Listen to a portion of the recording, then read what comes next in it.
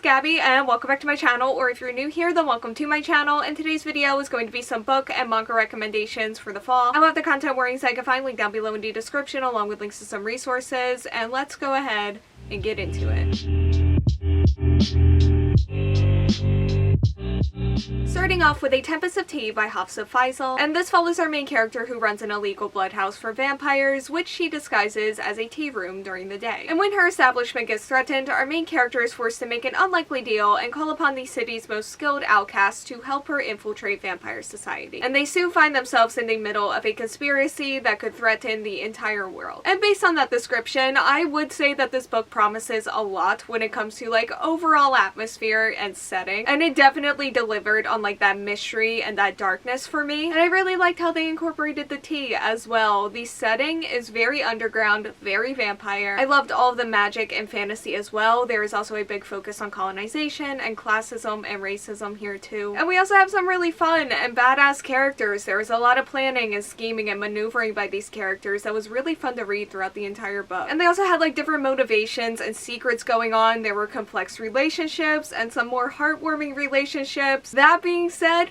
there was also a lot of flirting, a lot of romance. I didn't like the flirting, like at all. It felt very shoehorned in and very insta-lovey. And it was partly the dialogue, but also just partly like the characters' thoughts that they were having themselves. And it really took me out of things when I was reading it, and it felt just constant. But I do still really like this book, and I really like the characters despite all of that, which I think really says something about how strong I think the other aspects of this book are. And I'm just really invested in these characters and the story itself, and I am very much looking forward to the sequel. Next up, we have Never Whistle at Night, an Indigenous dark fiction anthology. I listened to this one on audiobook, so we're going to be talking about the audiobook version today. And yeah, it is a dark fiction anthology written by Indigenous authors. It has so many different stories, so many. And I would say that I enjoyed like 90% of them. The quality of the horror and just like the writing in this anthology was just so high all around. And like even that other 10% still had moments or like an element that I did really like, or just like something that stood out, because this had so many just like incredibly interesting concepts in it. And when I said like earlier, I didn't mean that in the terms of like enjoy. I mean it in the terms of it gave me exactly what I wanted in terms of horror and in terms of like a dark fiction anthology. Because like is not really the right word here. This had some of the most gruesome, most disgusting, and horrific scenes I have ever encountered in it, to the point where I did feel physically nauseous at times, which again, content warnings will be linked down below in the description. It was just so incredibly dark at points, but again, it is a dark fiction anthology, and it really delivered on that. It was one of my best reads of 2024. And next up, we have The Very Secret Society of Irregular Witches by Sangu Mandanna. And this follows our main character who, as one of the few witches in Britain, has had to keep her powers a secret. As she posts videos of herself online pretending to be a witch, thinking that nobody would take her seriously until somebody does. And she gets invited to the Nowhere House to teach magic to 3 young witches, and as she gets more comfortable with the house and with its inhabitants, she finally feels like she has somewhere that she belongs, but when things get dangerous, she's going to have to decide if she is willing to risk everything for her newfound family. This is probably my favorite of all my favorites that we are going to be talking about today. I have such a soft spot for it. It's so sweet and so cozy and so relaxing while having conversations that I found really relatable. That ended up meaning a lot to me, and I also really love the found family and the romance and just the characters as a whole. The magic was also just as cozy as I wanted it to be. I actually maybe would have liked a little bit more of it, but I did really love what we got, and this was just such a lovely, wholesome time while also still unpacking trauma and also having like a little bit of a darker humor and also like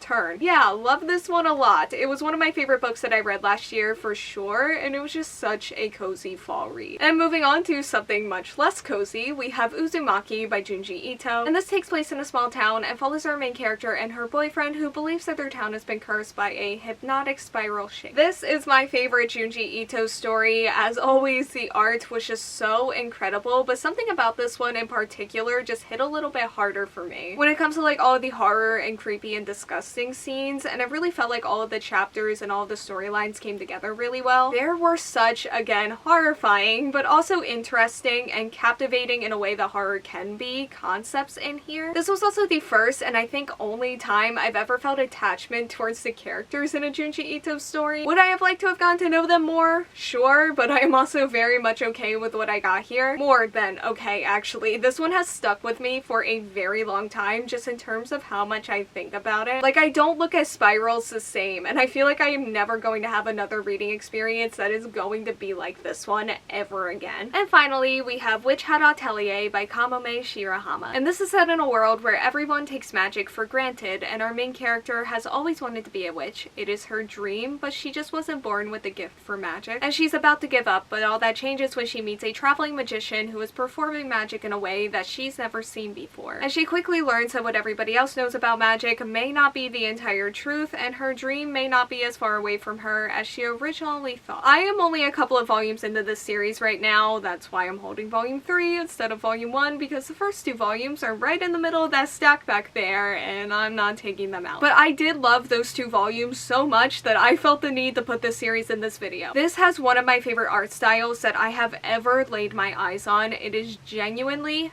beautiful. It also just pairs with the fantasy and also like the witchiness of it all so well. And I do love that fantasy and that witch aesthetic so much. It's also really slice of life and really wholesome while still having some fun like action fantasy moments with like a darker mysterious side to it as well. There is a really great cast of characters here. And like I said earlier, there is some mystery and also some secrets to uncover here as well, and I am so excited to see that happen. I really want to read more of this series this fall, and also the anime just got delayed, so I feel like I have time to really just sit down and immerse myself in this series, and that sounds so amazing. Okay, so that is all that I have for today's video. Thank you all so much for watching. Like, comment, subscribe, hit the bell, and answer the question that'll be around here if you want to do that, and hopefully I will see you here next time. Bye!